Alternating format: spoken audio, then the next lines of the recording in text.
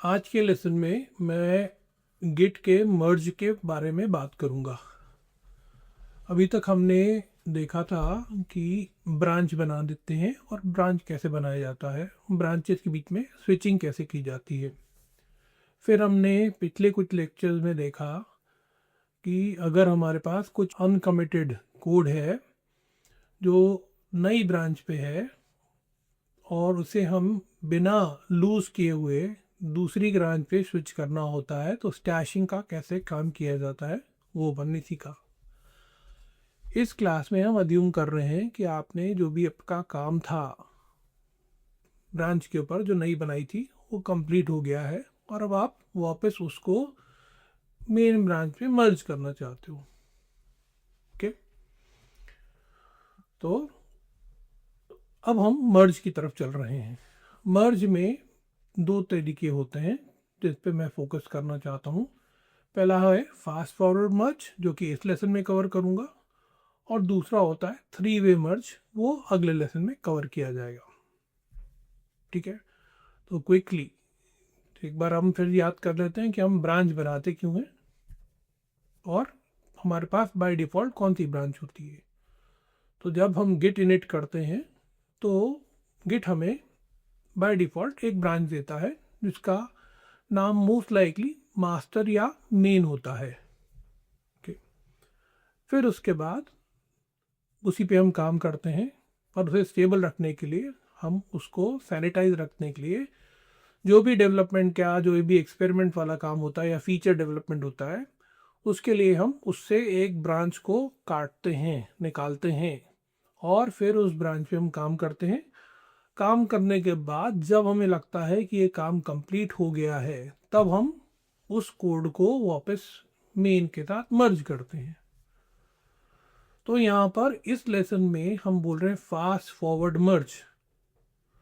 तो यहाँ पर एक एक्सपेक्टेशन या अजम्पशन है कि जब आपने मेन से ब्रांच काटी, ब्रांच निकाली, डाइवर्ट करी, तब मेन ब्रांच के ऊपर उस समय और कोई नए डेवलपमेंट नहीं किए। ठीक है, तो ये अजम्पशन रहेगा। और फिर इसमें जाके हम जो नई ब्रांच है उस पर काम करेंगे, ब्रांच खत्म करने के बाद फिर वापस इसे मर्ज करेंगे। ठीक है, तो शुरू करते हैं लेसन में चल के। तो ये लेसन प्लान है। यहाँ पर लर्निंग ऑब्जेक्टिव ये है। यहाँ पर एग्जैक्ट कंडीशन क्या होती है जब फास्ट फॉरवर्ड मर्ज किया जाता है। Perform a fast forward merge using git, predict merge behaviour before running Git merge, verify fast forward merge using commit history. ये सब देखेंगे हम यहाँ पर।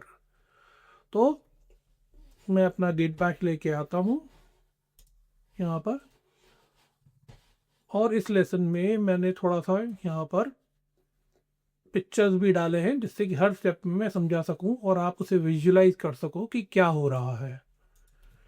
तो यहाँ पर गिट इनिट कर लिया है मैंने, और इसमें मैं स्टेप 1 का दूसरा पोर्शन जो है एको x इज इक्वल टू 5, यहाँ पर इसको file1.txt के अंदर डाल रहा हूँ। ये डल गया है। फिर इसके बाद मैंने गिट ऐड डॉट कर लिया जिससे कि ये फाइल स्टेज हो गई है। फिर उसके बाद मैंने इसे गिट कमिट -m करके यहाँ पर इसको डाल दिया, एडिंग file1.txt टू रेपो। अब ये मेरा पहला कमिट चला गया है। तो हमने पिछले कुछ लेक्चर्स में कंसेप्ट बनाया था कि जब पहला कमिट होता है तब हमारा हेड एग्जिस्टिंग में आता है और वो पॉइंट करता है करंट ब्रांच की तरफ, और जो करंट ब्रांच है वो पॉइंट करती है लेटेस्ट कमिट की तरफ। तो उसी चीज़ को मैंने यहाँ पर पिक्चराइज किया है कि हेड पॉइंट कर रहा है मेन ब्रांच को और मेन पॉइंट कर रहा है लेटेस्ट कमिट। लेक्चर में जब मैंने ये लेक्चर बनाया था, लेसन बनाया था, तब मेरे को जो आईडी मिला था कमिट का वो ये था यहाँ पर। ठीक है, तो आप ये देख लो, ऐसा प्रेजेंट किया गया है। जब यहाँ पर लाइव लेसन करके दिखा रहा हूँ तो ये आईडी डिफरेंट करेगा। तो git log hyphen open online करके अगर मैं कमांड चलाता हूँ तो मेरे को यहाँ पर ये दिखाएगा। अगर जैसे मैंने बोला कि लाइव लेसन में आईडी की वैल्यूज चेंज होगी, और यहाँ पर आपके रेफरेंस के लिए डॉक्यूमेंट अगर आप पढ़ोगे इंडिपेंडेंटली तो आपको समझ में आएगा, फॉलो कर पाओगे। तो मुद्दे की बात यहाँ पर ये है कि हेड पॉइंट कर रहा है मेन को, और मेन में जो लेटेस्ट कमिट है उसकी तरफ दिखाया गया है। तो यहाँ पर ये कंसेप्ट आपके दिमाग में बैठ जाना चाहिए। अब हम यहाँ पर स्टेप नंबर 3 पे चलते हैं, जहाँ पर कि मैं इस फाइल को मॉडिफाई कर रहा हूँ, उसमें y=10 ऐड कर रहा हूँ और इसे डाल रहा हूँ file1.txt के अंदर अपेंड कर रहा हूँ। ये मैंने कर दिया और इसको मैं बिना स्टेज किए कमिट कर रहा हूँ। कौन सा ऑप्शन यूज़ करते हुए? -a ऐड करते हुए मैं यहाँ पर कमिट कर रहा हूँ। ये उसी के लिए एप्लीकेबल है जो फाइल एक बार ऑलरेडी कमिट हो चुकी है।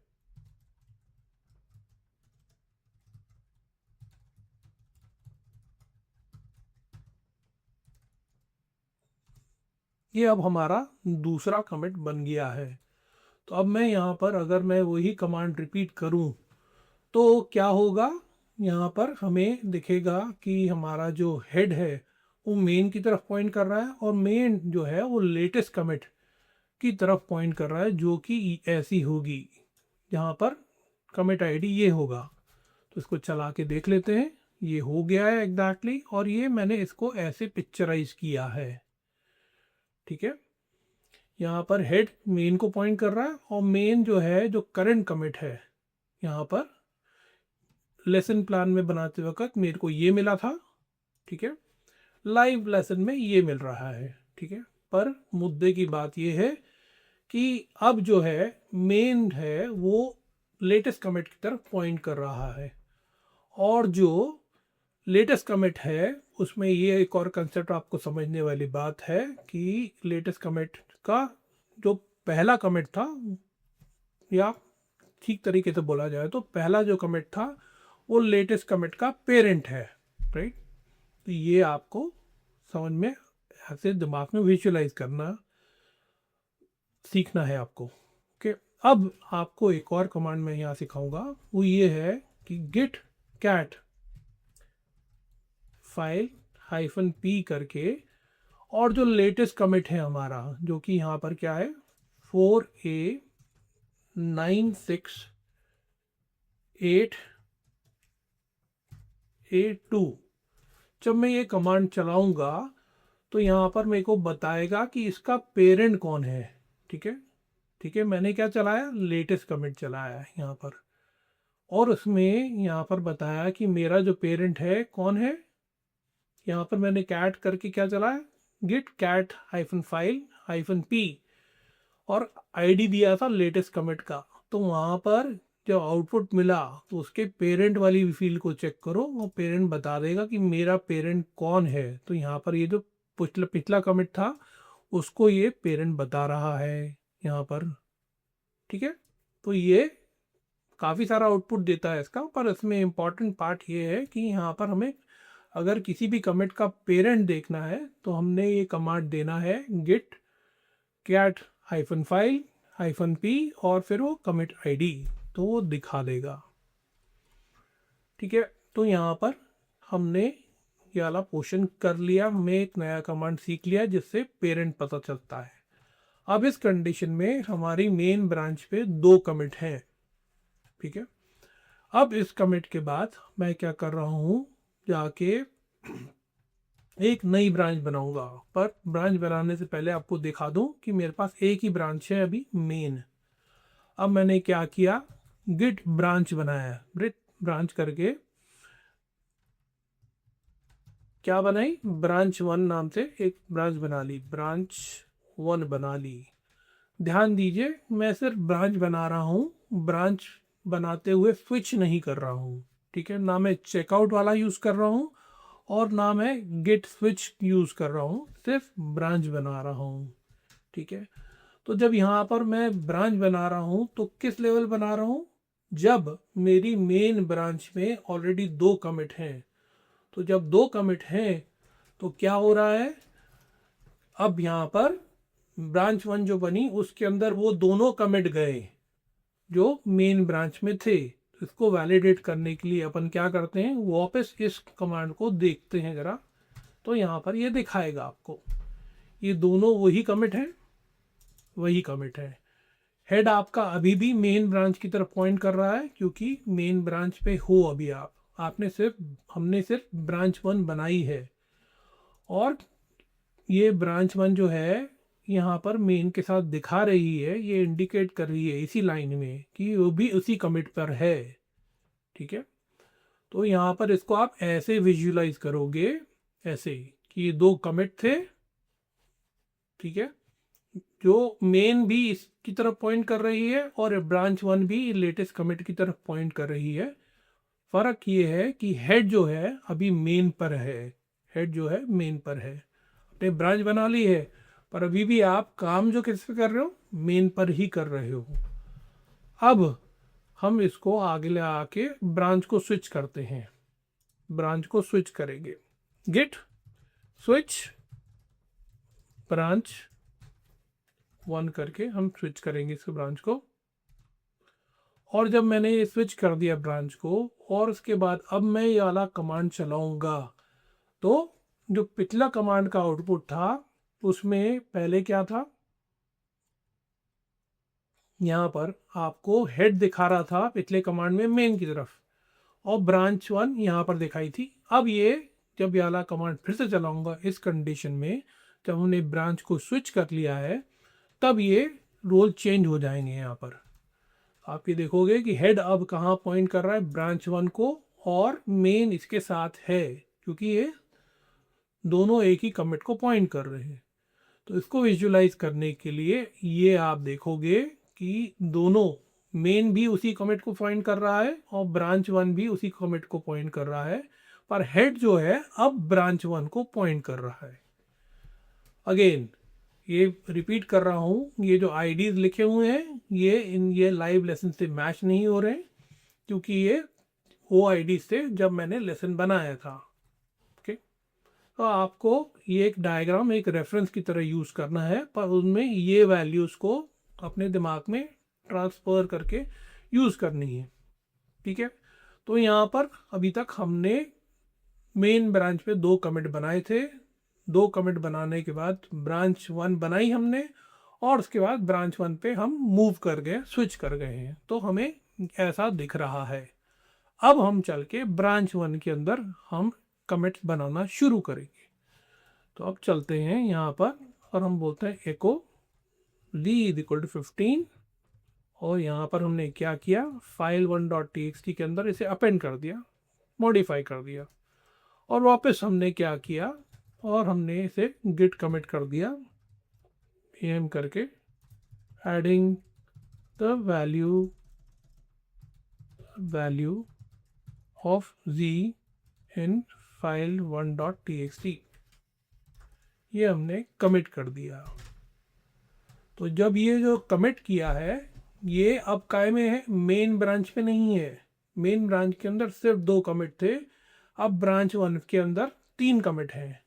तो अब जब हम गिट लॉग वाला जो कमांड वापस रिपीट करेंगे तो हमारा हेड कहाँ पॉइंट कर रहा है, ब्रांच 1 की तरफ, और ब्रांच 1 कहाँ पॉइंट करेगी, लेटेस्ट कमिट की तरफ, और जो मेन ब्रांच है वो अब एक कमिट पीछे हो गई है। तो ये सब हमें यहाँ पर समझने की, इंटरप्रिटेशन करने वाली, अगर आउटपुट दिया जाए उससे आपको समझ में आना चाहिए। तो ये जो लेटेस्ट कमिट था जो मैंने यहाँ पर किया, गिट कमिट की आधी लाइन में किया, जिसका कमिट आईडी यहाँ पर है, और वही यहाँ पर git log hyphen all 1 line वाले कमांड के आउटपुट में दिखा रहा है।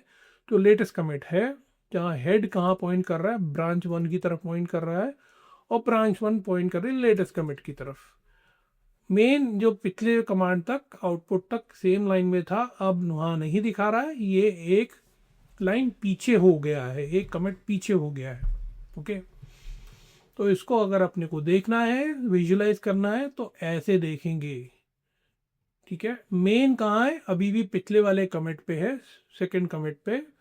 यहाँ से हमने ब्रांच बनाई थी, कौन सी, जो भी ब्रांच 1 है, जिसके अंदर एक एक्स्ट्रा कमिट है, और जो हेड है वो ब्रांच 1 की तरफ है और ब्रांच 1 लेटेस्ट कमिट की तरफ दिखा रहा है। अगेन एक और चीज़ ध्यान रखने वाली अगेन यही है कि ये वाला जो कमिट है पिछला वाला वो इस वाले लेटेस्ट कमिट का पेरेंट है, एंसेस्टर है। ठीक है, तो यहाँ पर लाइव क्लास के अंदर ये वाला जो कमिट है कौन सा 4A96882 वो है D950829 का पेरेंट है। ओके, अब हम इसमें एक और इसको देखना है, हमें पेरेंट को देखना है कि कौन सा है। तो यहाँ पर वही जो कमांड आज हमने जो सीखा है उसे चला के देखते हैं, कैट फाइल -p और लेटेस्ट कमिट को देख लेते हैं D950A29 ये करके देख लेते हैं। तो ये दिखाएगा क्या कि पेरेंट में ये मेरा पेरेंट आएगा। तो जैसे मैंने बोला था आएगा, वो आ गया है। यहाँ पर पेरेंट दिखा रहा है कि कौन है, कमिट कौन है। तो ये हमारा इंटरनल जो हमें देखने का जो तरीका था ये भी हमें सीखने को मिल गया है। अब इसी ब्रांच 1 पे मैं एक और कमेंट बनाता हूँ 2 और यहाँ पर डालते हैं file1.txt को वापस मॉडिफाई कर रहे हैं हम, अपेंड कर दिया w = 2 इसके अंदर और इसे भी मैंने कमिट कर दिया है यहाँ पर adding the value of w in file1.txt ये कमिट कर दिया। अब क्या हो गया है, अगर हम बात करें यहाँ पॉज करके तो टोटल कमिट हमारे पास कितने हो गए, 4 हो गए हैं। ठीक है, 2 मेन ब्रांच पे थे और मेन ब्रांच पे 2 ही कमिट हैं। ब्रांच 1 के अंदर टोटल 4 कमिट हो गए हैं, राइट। 2 जो उसने मेन ब्रांच से इनहेरिट किए और 2 जो हमने उसी पे बनाए हैं। तो अगर हम वापस यहाँ पर ये वाला कमांड चलाएं तो हेड कहाँ पॉइंट करेगा, ब्रांच 1 की तरफ। ब्रांच 1 कहाँ पॉइंट करेगी, लेटेस्ट कमिट जो कि इससे आइडेंटिफाई होगी। ठीक है, और उसके बाद उसके पहले एक और कमिट होगा और उसके बाद मेन होगा और मेन जो पॉइंट कर रही है जिस कमिट की तरफ वहाँ पर दिखाएगा और उसके पहले जो फर्स्ट कमिट होगा वो दिखाएगा।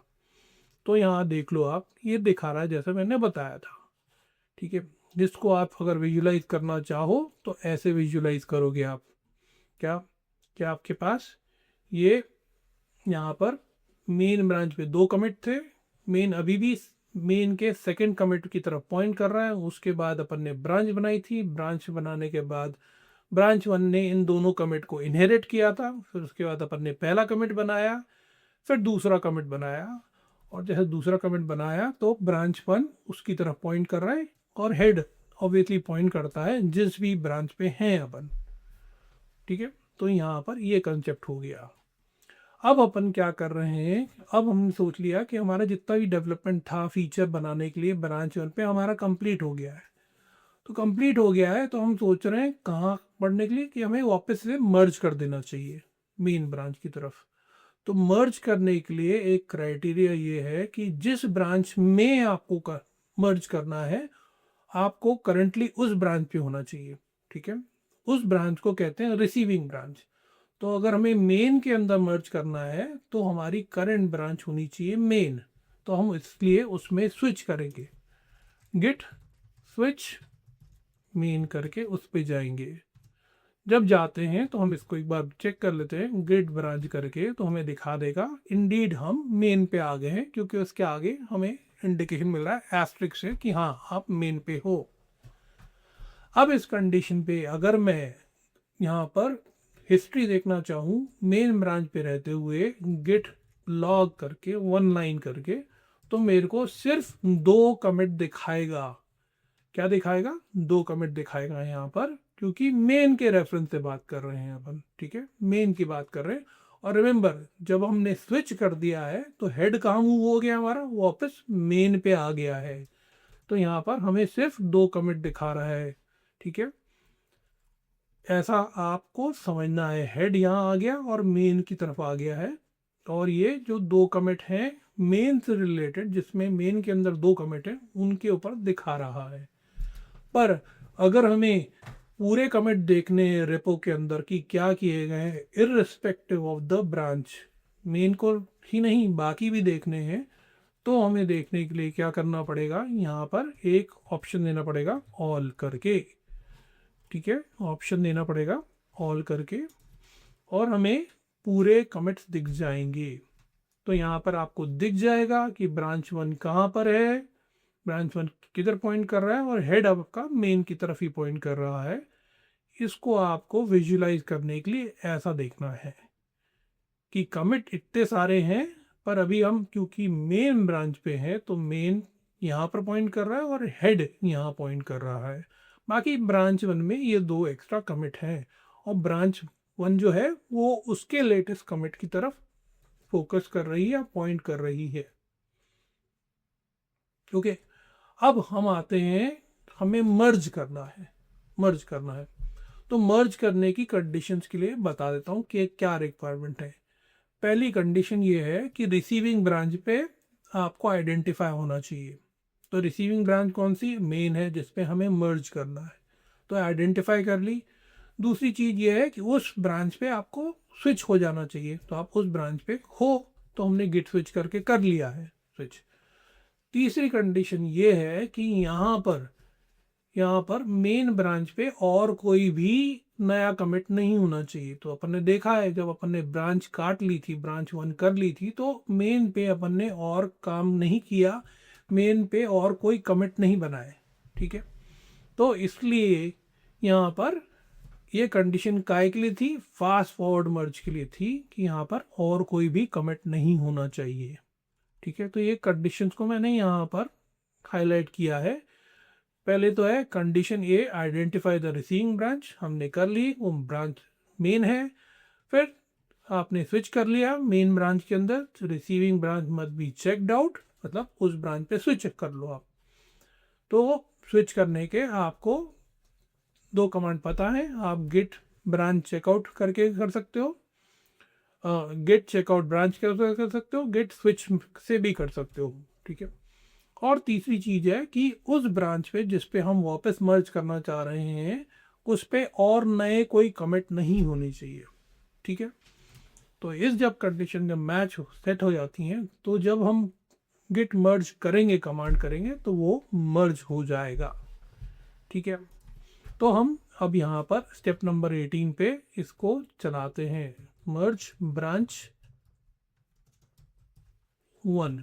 तो यहाँ पर सिंटेक्स क्या है इस कमांड का, गिट फॉलोड बाय मर्ज जो है वो कीवर्ड है, और उसके बाद आपको उस ब्रांच का नाम देना है जिसको आप मर्ज कराना चाहते हो करेंट ब्रांच में।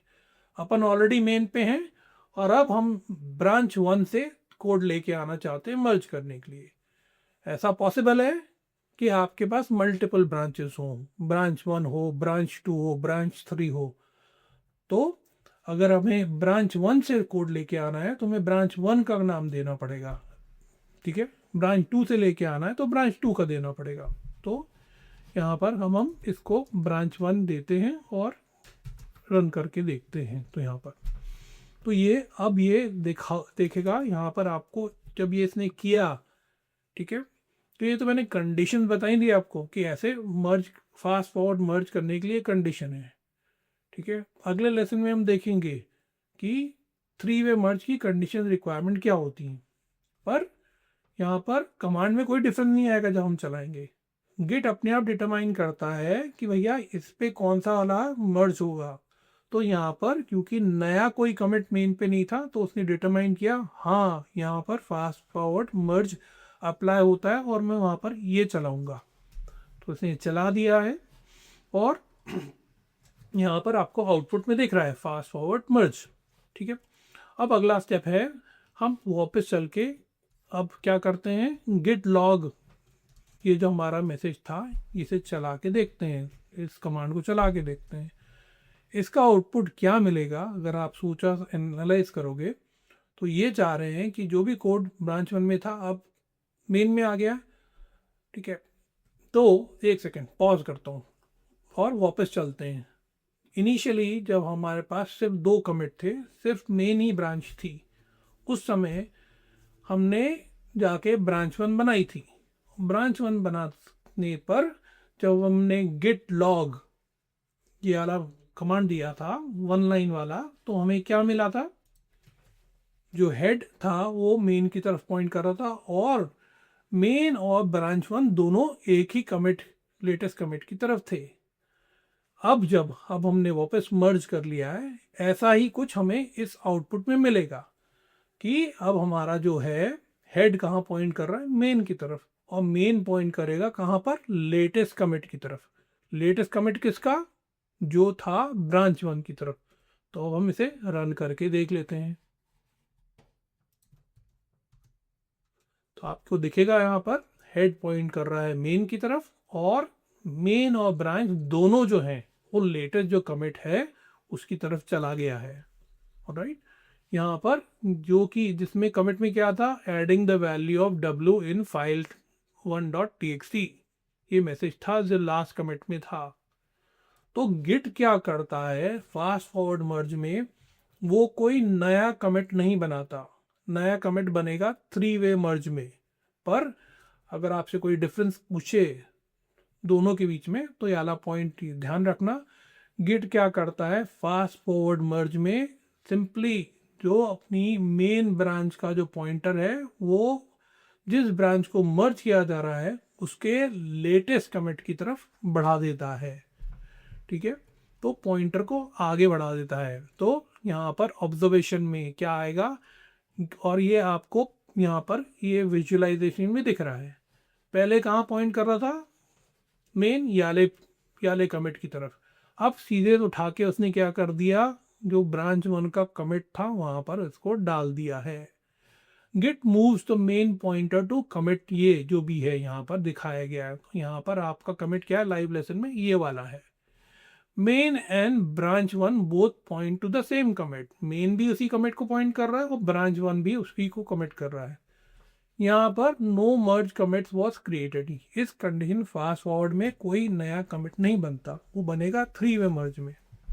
और हिस्ट्री जो है लीनियर रहती है। तो मतलब क्या हुआ, जो आपका ये वाला जो लेटेस्ट कमिट है उसका पेरेंट क्या हुआ, ये रहा, और इसका पेरेंट क्या हुआ, ये हुआ, और इसका पेरेंट क्या रहा, ये हुआ। राइट, तो ये लीनियर रहती है। अब इस कंडीशन में आप ऑफ कोर्स वाला कमांड चला के देख सकते हो। हम वापस जाते हैं, वाला कमांड लेता हूं मैं यहाँ पर, ये कैट फाइल वाला, और यहाँ पर हम क्या यहाँ लेटेस्ट कमिट डाल के देख लेते हैं। 5FC-A6 ये चला के देख लिया। राइट, तो इसका पेरेंट आ गया कौन सा, ये आ गया। ठीक है, ऐसे ही आप ये वाले आईडी डाल के देखोगे, अगर यहाँ पर कमांड में चेंज करके आईडी डाल के ये वाला डालोगे तो उसका पेरेंट ये दिखाएगा, और ये वाला आईडी डालोगे तो उसका पेरेंट ये दिखाएगा। ठीक है, तो अपना जो काम था जिसलिए अपन ने ब्रांच बनाई थी, ठीक है, जो भी एक्सपेरिमेंट करना था फास्ट फॉरवर्ड, जो भी एक्सपेरिमेंट करना था वो हो गया, उस कोड को अपन ने मेन में मर्ज कर दिया। अब हमें लगता है कि भैया हमें इस ब्रांच की अब ज़रूरत नहीं है, क्यों, हमारा काम हो गया, सक्सेसफुल हो गया, तो हम सेफली उस ब्रांच को जाके डिलीट कर सकते हैं। और डिलीट करने का कमांड क्या है, जो हमने पहले सीखा था उसको यहाँ अप्लाई कर देते हैं, -d ब्रांच वन, जिसको डिलीट करना है उसको कमांड दे दिया यहाँ पर, और ये ब्रांच हमारी डिलीट हो गई है। और जब डिलीट हो गई है तो अब क्या हो गया, सिर्फ एक ब्रांच बची है हमारी मेन, जिस पे अभी हैं हम ऑलरेडी। और यहाँ पर अगर हम अब वापस वाला कमांड चलाएंगे तो अब क्या है, सिर्फ एक ही ब्रांच दिखेगी।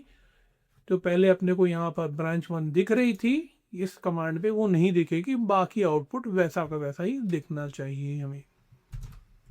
ठीक है, ये आ गया, आपका काम यहाँ पर कंप्लीट हो गया है, जो भी आप करना चाहते थे। और अब ये आपको ऐसे विजुलाइज कर लो कि ऐसा दिखेगा। ठीक है, दिमाग में आपको ऐसे विजुलाइज करना चाहिए कि ऐसा हो गया है। ठीक है, तो ये था जो लैब इस लेसन में मैं कवर करना चाह रहा था। यहाँ पर एक और कंसेप्ट जो हम अगले लेसन में और डिटेल में सीखेंगे, उसे बोलते हैं डाइवर्जेंस। तो डाइवर्जेंस वो कंसेप्ट है कि जब हम जिसको बोल रहे हैं कि हमने मास्टर से ब्रांच वन निकाली, ब्रांच 1 निकाल के ब्रांच 1 पे काम करना शुरू किया, पर बीच में जाके स्विच किया वापस मास्टर पे और मास्टर पे कुछ काम करके एक्स्ट्रा कमिट कर दिया। तो क्या हो गया, ब्रांच 1 जो बनी थी उसके अंदर वो कमिट नहीं है, तो वहाँ पर डाइवर्जेंस क्रिएट हो गया। तो वो 3 वे मर्ज में यूज़ होगा, पर यहाँ पर इसीलिए बता रहा हूँ कि फास्ट फॉरवर्ड मर्ज में कुछ डाइवर्जेंस क्रिएट नहीं होता। Receiving branch must be checked out, दूसरा पॉइंट है। और तीसरा है git simply moves the branch pointer. जब हमने मर्ज कर दिया फास्ट फॉरवर्ड में तो वो पॉइंटर को आगे बढ़ा देता है। चौथा पॉइंट है no merge commit is created, ये 3 वे मर्ज में आएगा। ठीक है, इसका रिजल्ट क्या होता है, एक clean linear history, easy to read history हमें मिलती है। ठीक है, तो ये था पूरा कंटेंट जो कि मैं इस लैब में कवर करना चाहता था। अब मैं आपको लेके चलता हूँ इसके MCQs की तरफ। Review question number 1, what is fast forward merge in git. Git में फास्ट फॉरवर्ड मर्ज क्या होता है। Question number 2, when does Git perform a fast forward merge. Git जो है किस कंडीशन में फास्ट फॉरवर्ड मर्ज को करता है। Question number 3, what does Git perform in a fast forward merge. Fast forward merge में गिट का क्या काम करता है Git. Question number 4, you are currently on branch 1 and wish to merge branch 1 to main. Which branch must be checked out before running git merge branch 1? आप branch 1 पे हैं और आप चाहते हैं कि ब्रांच 1 मेन में मर्ज हो जाए, तो गिट मर्ज ब्रांच 1 कमांड रन करने से पहले कौन सी ब्रांच को चेकआउट करना पड़ेगा। Question number 5, in the command git merge branch 1 what is branch 1। ये जो कमांड दिया है git merge branch 1, इसमें ब्रांच 1 का क्या महत्व है। Question number 6, what command helps verify whether a merge was fast forward। इनमें से कौन सा कमांड देखने के बाद हमें पता चलेगा कि जो मर्ज हुआ है वो फास्ट फॉरवर्ड मर्ज हुआ है। Question number 7, which condition prevents a fast forward merge. इनमें से कौन सी कंडीशन है जो प्रिवेंट करती है फास्ट फॉरवर्ड मर्ज होने से। कौन सी कंडीशन देखनी है जहां पर जिसके कारण फास्ट फॉरवर्ड मर्ज नहीं हो पाएगा। Question number 8, what does the parent field in a git commit represent। जब हम git commit करते हैं तो वहां पर जो parent field दिखता है उसका क्या महत्व होता है। Question number 9, which command shows the internal structure of a commit। इनमें से कौन सा कमांड रन करने से हमें git के इंटरनल कमिट का स्ट्रक्चर पता चलेगा। Question number 10, after a fast forward merge what happens to the commit history. Fast forward merge करने के बाद कमिट हिस्ट्री क्या होती है। Question number 11, why does Git not create a merge commit in a fast forward merge. Fast forward merge में Git जो है वो कमिट एक नया क्यों नहीं बनाती। ठीक है, 3 वे कमिट में 3 वे मर्ज में एक नया कमिट बनता है, पर फास्ट फॉरवर्ड मर्ज में क्यों नहीं बनता, क्यों जरूरत नहीं होती उसके बनने की। Question number 12, what does git log -- one line -- all help you observe. यहाँ पर जो सिग्निफिकेंट पोर्शन है, जो आपको ध्यान देने वाली बात है, वो ऑल कीवर्ड पे है। उससे आपको क्या एक्स्ट्रा देखने को मिलता है। Question number 13, which git command safely delete the merged branch. इनमें से कौन सा कमांड कंसिडर किया जाता है एक ब्रांच को सेफली डिलीट करने के लिए।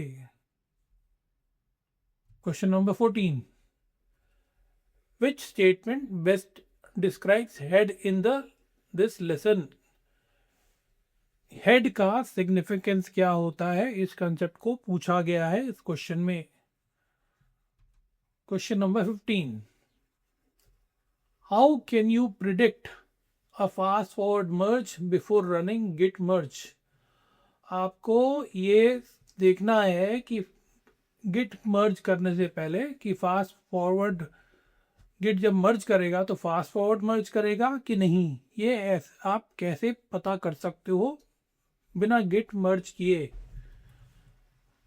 क्वेश्चन नंबर 16, यहाँ पर आपको दो स्टेट दिए गए हैं, स्टेट 1 वहाँ पर लेफ्ट साइड में दिया है और स्टेट 2 राइट साइड में दिया गया है। तो पूछा गया है which command needs to be run to change from state 1 to state 2। State 1 में हैं हम, फिर उसके बाद कौन सा कमांड चलाया जाए जिससे कि उस दूसरे स्टेट में पहुंच जाए। क्वेश्चन नंबर 17, फिर से आपको एक डायग्राम दिया गया है और यहाँ पर डायग्राम देखने के बाद क्वेश्चन है, look at the following diagram and tell what needs to be done before merging branch 1 to main. यहाँ पर ये डायग्राम दिया है, इससे आप करंट सिचुएशन समझ लो और क्या करना चाह रहे हैं अपन, मर्ज करना चाह रहे हैं ब्रांच 1 को मेन में। तो जो गेट मर्ज ब्रांच 1 कमांड चलाने से पहले एक और कमांड चलाना पड़ेगा, तो वो क्या होगा कमांड। क्वेश्चन नंबर 18, अगेन यहाँ पर दो स्टेट दिए गए, स्टेट 1 और स्टेट 2, और स्टेट 1 से स्टेट 2 में जाने के लिए कौन सा कमांड इनमें से चलाना पड़ेगा।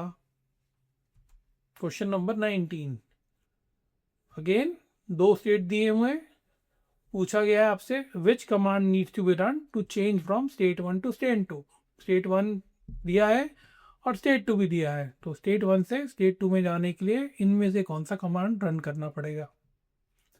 और फिर उसके बाद आखिरी क्वेश्चन 20 नंबर, which command needs to be run to change from state 1 to state 2। अभी इससे पहले वाले जो 3-4 क्वेश्चन थे उसमें डायग्राम दिया था और स्टेट बदला था स्टेट 1 से स्टेट 2। अब इसमें डायग्राम के बदले गिट जो बैश है उसका आउटपुट दिया है, वहाँ पर कमांड का आउटपुट दिया है और पूछा गया है स्टेट 1 में जो देख रहे हैं वो एक करंट स्थिति है और उसके बाद कौन सा कमांड रन किया जाए इनमें से जिससे कि स्टेट 2 वाला आउटपुट आपको मिले। ठीक है, तो ये थे सवाल क्वेश्चंस। अब चलते हैं इनके आंसर्स की तरफ।